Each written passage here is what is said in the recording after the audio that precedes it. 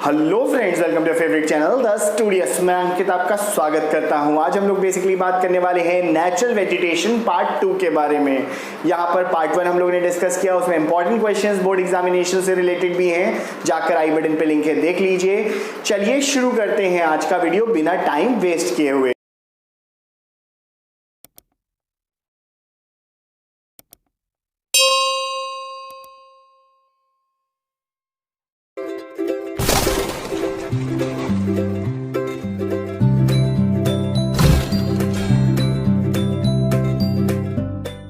Desert vegetation की बात करते हैं, यानी कि ज़ेरोफाइटिक प्लांट्स की। ज़ेरोफाइटिक प्लांट्स वो प्लांट्स होते हैं जो अपने आप को ड्राउट कंडीशंस में, यानी कि पानी की कमी, स्कैसिटी जहाँ पर होगी वहाँ पर भी सर्वाइव कर सकते हैं। इंडिया में राजस्थान का एरिया, साथ ही साथ कच्छ और गुजरात का एरिया ऐसा एरिया है जहाँ पर वाटर की बहुत ज़्यादा स्कैसिटी है। सैंडी सॉइल बहुत ही बड़ी स्केल में है और ये बहुत ज़्यादा पोरस होने के कारण से वाटर को होल्ड नहीं कर पाती है। इसी वजह से यहाँ पर मिलते हैं ज़ेरोफाइटिक प्लांट्स। यहाँ पे प्लांट्स के स्पेशल एडेप्टेशन होते हैं। यहाँ पर जो लीव्स होती हैं वो स्पाइन्स में बदल जाती हैं और ट्रांसपिरेशन ऑफ वाटर को रोका जाता है। साथ ही साथ जो इसकी स्टेम होती है वो थिक होती है और साथ ही साथ इसकी लॉन्ग पेनिट्रेटिंग डीप रूट्स होती हैं, जिससे कि ज़मीन के अंदर से जाकर ये पानी खींच सकता है। इसमें कैक्टस, अकेसिया, बबूल जिसे बोलते हैं, ये सारे इसके कुछ एग्जाम्पल्स हैं। ये बेसिकली मिलते हैं ऐसे एरियाज में जहाँ पर पानी की बहुत कमी होती है। इसलिए ये बहुत इंपॉर्टेंट क्वेश्चन पूछा जाता है, व्हाट आर ज़ेरोफाइटिक प्लांट्स। याद रखिएगा इसका नाम। कभी कभार कैक्टस, बबूल, अकेसिया इसका नाम देके पूछ लेता है किस टाइप ऑफ वेजिटेशन से बिलोंग करते हैं, किस एरिया में मिलते हैं, क्या अडेप्टेशन होता है। तो आई होप ये चीज़ आपको क्लियर हो गई। अब आगे बढ़ते हैं basically mix type of forest के बारे में। Mix type of forest basically ये फॉरेस्ट होते हैं जहाँ पर माउंटेन टाइप ऑफ फॉरेस्ट भी बोलते हैं, जहाँ पर 2 लेयर ऑफ वेजिटेशन मिलती है। जो लोअर लेयर्स होती हैं लगभग 1500 metres above the sea level तक अगर जो बात करते हैं, यहाँ पर सेमी डिसीडियस फॉरेस्ट होते हैं। यहाँ पर टीक, सैल, बैम्बू ये सारे मिलते हैं, जो फुट हिल्स ऑफ हिमालयाज हो गए यहाँ पर मिलते हैं। जब हम लोग 1500 मीटर से ऊपर जाते हैं तब एरिया स्टार्ट होता है टेम्परेट फॉरेस्ट या कॉनिफेरस फॉरेस्ट का। ये ऐसे फॉरेस्ट होते हैं जो सॉफ्टवुड ट्रीज को यील्ड करते हैं।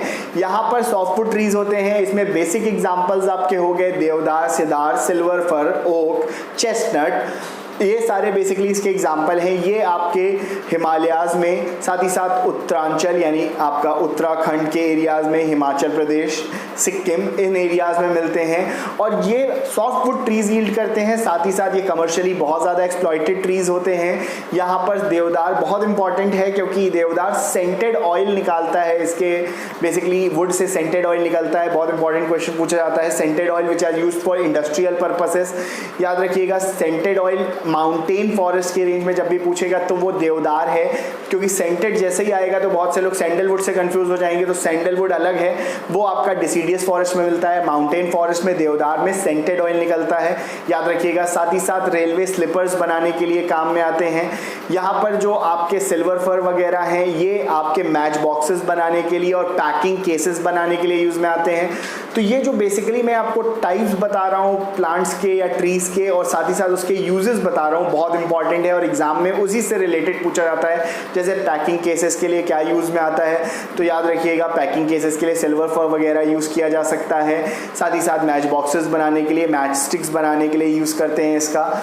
इसके अलावा यहाँ पर सॉफ्टवुड ट्रीज जो होते हैं बहुत ही ज़्यादा आपके इंपॉर्टेंट होते हैं, क्योंकि पेपर और पल्प इंडस्ट्री में बहुत ज़्यादा यूज आते हैं। इससे पेपर बनाया जाता है। साथ ही साथ कार्डबोर्ड, प्लाईबोर्ड जो आपका यूज में आता है ये बनता है सॉफ्टवुड ट्रीज से। इसके अलावा ये बहुत इंपॉर्टेंट है क्योंकि ये भी वाटर को रेजिस्ट करने के लिए कुछ स्पेशल एडेप्टेशंस रखते हैं। ये बेसिकली कोनिकल शेप में होते हैं। जैसे आपने पाइन ट्री, क्रिसमस ट्री देखा होगा अपने घरों में, ये क्रिसमस ट्री की तरह ही आपके क्या होते हैं, कोनिकल शेप में होते हैं। और इनकी भी लीव्स जो होती हैं थोड़ी स्पाइनी या नीडल शेप्ड होती हैं। बेसिकली नीडल शेप्ड होने का और वैक्सी लीव्स होती हैं, मतलब एक थिक मोटी कवरिंग होती है उस पर वैक्स टाइप की, जिससे कि वाटर जो है वो उस पर इकट्ठा ना हो और वो स्लाइड ऑफ कर जाए। इसीलिए ये वाटर को और आइस को अपने ऊपर जमने नहीं देते और काफ़ी दिनों तक सर्वाइव कर सकते हैं। ये सॉफ्टवुड ट्रीज को यील्ड करते हैं और यहाँ पर बहुत ही इंपॉर्टेंट कमर्शियली एक्सप्लॉयटेशन होता है इंडिया में। ये वाइट कलर की लकड़ियाँ जो देवदार वगैरह से निकलती हैं ये एंट रेजिस्टेंट होती हैं और टर्माइट रेजिस्टेंट भी होती हैं। इसके अलावा जब हम बात करते हैं नेचुरल वेजिटेशन की इंडिया में, तो नेचुरल वेजिटेशन किसी भी कंट्री में एटलीस्ट 33% होना चाहिए, क्योंकि बोला जाता है फॉरेस्ट कवर किसी भी कंट्री में 33% होना चाहिए। तो एक बहुत इंपॉर्टेंट एक क्वेश्चन पूछा जाता है कि why the forest cover is shrinking in India. Shrinking मतलब क्यों कम होता जा रहा है, श्रिंकेज क्यों होता है इसमें? बेसिकली अर्बनाइजेशन, इंडस्ट्रियलाइजेशन और डिफॉरेस्टेशन, ये 3 बहुत बड़े कारण हैं। जब हम शहरीकरण कर रहे हैं, बहुत ज़्यादा इंडस्ट्रीज डेवलप कर रहे हैं, डिफॉरेस्टेशन कर रहे हैं, एग्रीकल्चरल लैंड्स बनाने के लिए फॉरेस्ट को क्लियर कर रहे हैं, इसके कारण से फॉरेस्ट कवर कम होता जा रहा है। और अप्रॉक्सीमेटली इस समय लगभग 26% इंडिया का फॉरेस्ट कवर के अंदर है, जो काफ़ी कम हो चुका है। काफ़ी इसमें कमी आई है, आने वाले सालों में इसको बढ़ाने की ज़रूरत है।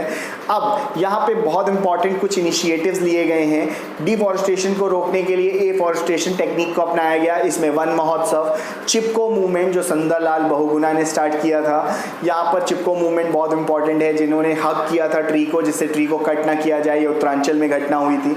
साथ ही साथ यहाँ पर बहुत इंपॉर्टेंट है afforestation, planting down trees on a large number.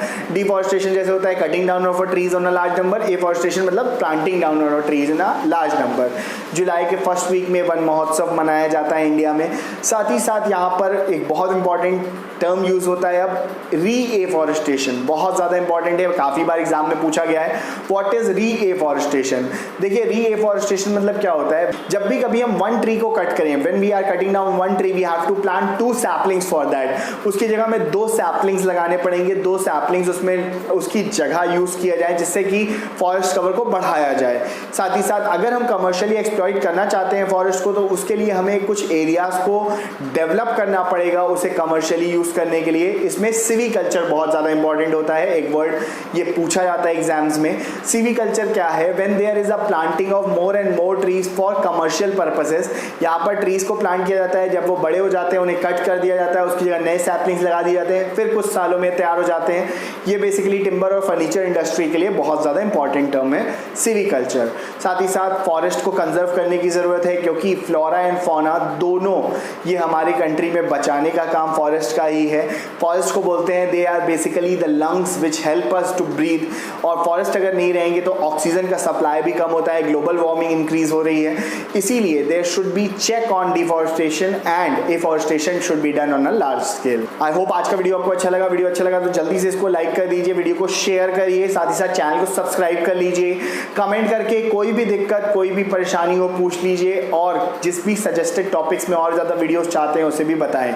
I hope आप अपना ख्याल रख रहे हैं, अपने देश का भी ख्याल रखें। जय हिंद, जय भारत, थैंक यू।